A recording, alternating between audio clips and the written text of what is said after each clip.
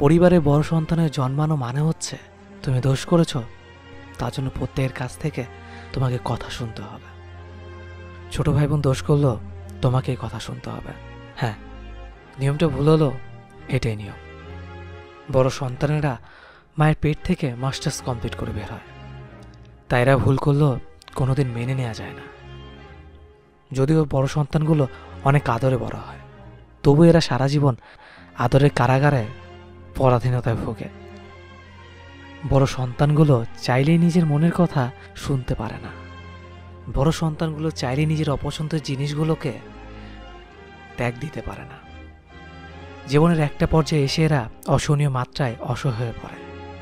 যখন কাউকে ভালোবেসে বুকে পাথর চাপা দিয়ে ভালোবাসার মানুষটাকে ছেড়ে দিতে হয়, ছোট ভাই বোনের মুখের দিকে তাকে।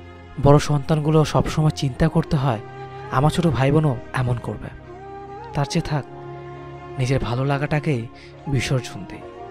একটা পরিবারের সবচেয়ে বেশি আদর যত্ন পায় বড় সন্তান, কিন্তু বড় হওয়ার সাথে সাথে তার প্রতি আদর কমতি না হলেও যত্নের কমতি ঠিকই দেখা যায়।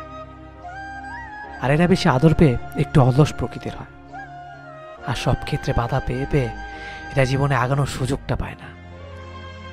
অথচ এদের নিয়েই বেশি স্বপ্ন থাকে বাবা মায়ের। 10টা পরিবার ঘেটে দেখলে আপনি দেখবেন 8টা পরিবারে বড় ছেলেমেয়েরা একটু সরল, একটু বোকা, আর পড়াশোনাও পিছিয়ে। এর কারণ অতিরিক্ত আদর এবং অতিরিক্ত বাধা।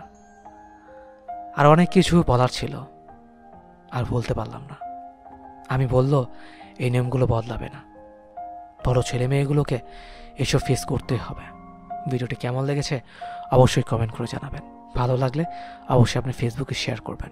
ধন্যবাদ সবাইকে।